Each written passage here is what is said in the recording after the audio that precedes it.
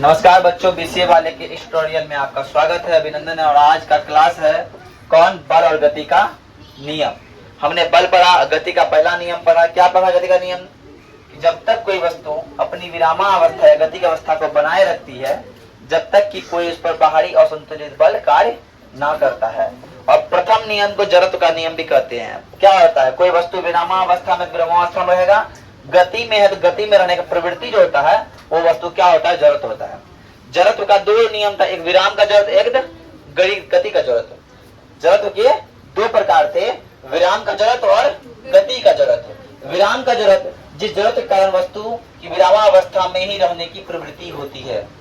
जिस जड़त्व के कारण वस्तु के विरामावस्था में ही रहने की प्रवृत्ति होती है उसे विराम का जड़त्व कहते हैं। और गति में क्या होता है? वस्तु गति में है, सरल रेखा में गति ही बनाए रखने की प्रवृत्ति होती है, उसे गति का जड़त्व कहते हैं। आई बात समझ में? अब आज सब द्रव्यमान की बात करते हैं। तो किसी वस्तु में उपस्थित पदार्थ की मात्रा को उस वस्तु का द्रव्यमान कहते हैं। अब द्रव्यमान किसे कहते हैं? किसी वस्तु में उपस्थित पदार्थ की मात्रा क्या कहलाती है?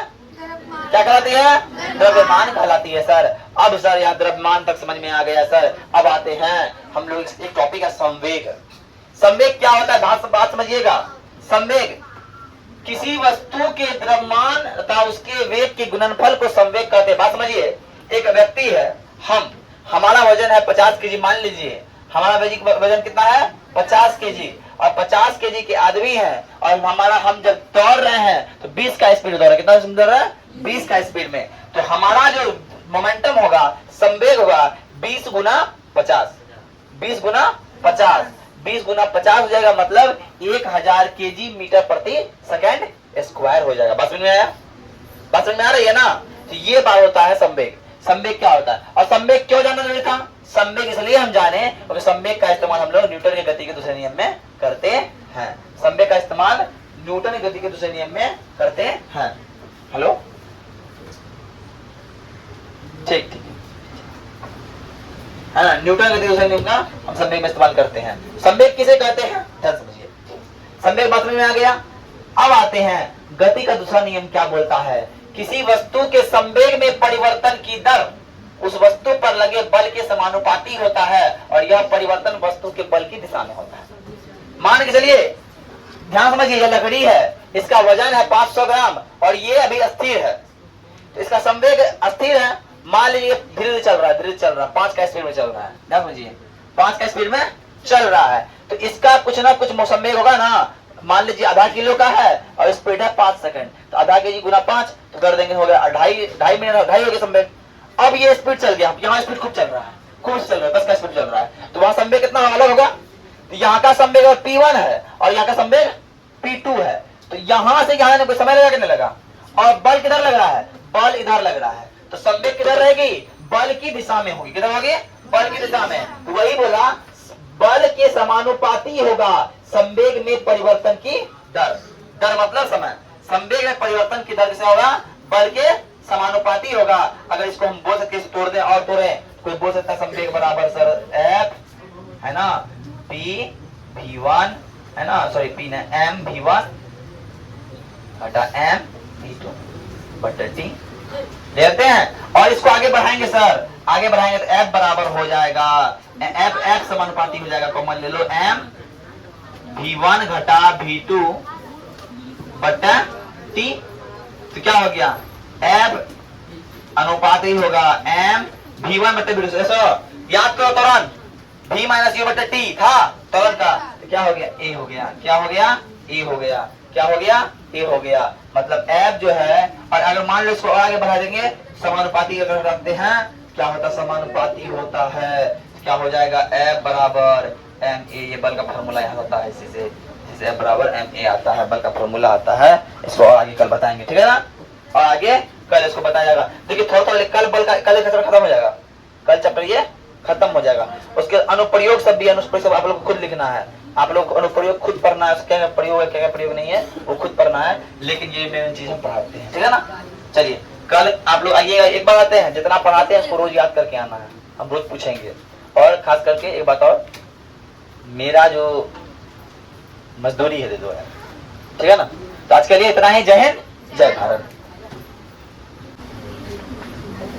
देखिए अब तक हम द्वितीय नियम तक पढ़ चुके हैं, दूसरे नियम पढ़े, प्रथम नियम पढ़े, तृतीय नियम की बात कर रहे हैं। तृतीय नियम में क्या होता है, ध्यान समझिए।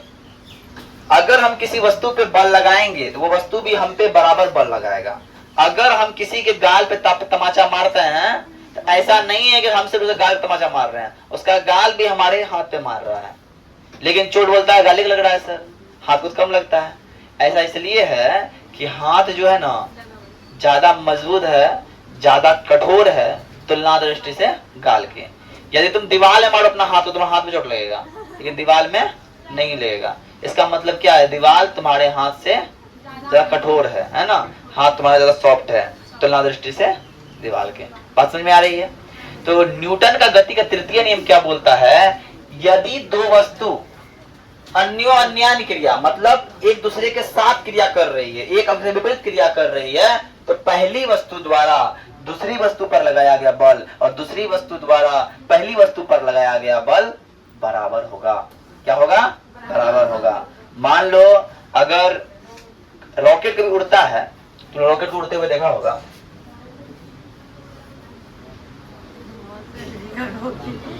क्या हो रहा है, रॉकेट उड़ने का क्या प्रचलन होता है, यहाँ से एक हवा निकलती है, गैस निकलती है ना, ये गैस निकलता है, ये धक्का मारता है इधर और वो धक्का आता है उधर। समझ रहे हो ना? तुम लोग कोई बलून देखिए, बलून में हवा भर देना और यहाँ छोड़ देना, हवा इधर निकलेगा, बलून आगे भागेगा, पता है कि ना? ये भी न्यूटन गति का तृतीय नियम है ना? बंदूक चलाती है, जब बंदूक चलाता है कोई व्यक्ति ना, बंदूक चलाता है तो गोली हो जाता है पर हाथ ऐसे हो जाता है, होता है कि ना? पता है कि ना? और जो ताकतवर आदमी नहीं रहेगा, कमजोर आदमी रहेगा, वो गिर जाएगा पीछे, है ना? है कि ना?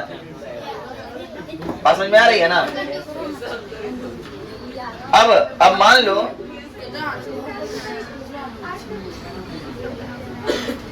चलो कुआं से तुम लोग जल खींचते हुए देखा होगा, पानी में से खींचता है जल, पानी कुआं से पानी निकालने के लिए, तो कुआं का रस्सी उधर खींच रहा है और हम उसको उधर खींच रहे हैं, खींचते हैं कि ना? वहां पे न्यूटन गति का तृतीय नियम ही लगता है। अब आते हैं एक संवेग संरक्षण का नियम क्या होता है, सब सुनिए। संवेग संरक्षण का नियम ये बोलता है, क्या सर, यदि किसी वस्तु या निकाय पर यदि कोई बल आरोपित होता है तो संयुक्त बल निकाय का कुल बल संरक्षित रहता है। अर्थात ये अगर किसी पे हम बल लगा रहे हैं तो वो बल हमारे पास न कहीं और चले जा रहा है, लेकिन बल बर्बाद नहीं हो रहा है, वो कहीं संरक्षित रह रहा है। कुल निकाय का बल क्या होता है, संरक्षित रहता है। इसे हम लोग क्या बोलेंगे, संवेग संरक्षण का सिद्धांत बोलेंगे। क्या बोलेंगे? संवेग संरक्षण का सिद्धांत बोलेंगे। बात समझ में आई? आ रही बात समझ में? ठीक है, तो आज इतना ही रहने दो, कल लेके आना, कल इसको आगे और बताएंगे। ठीक है, धन्यवाद।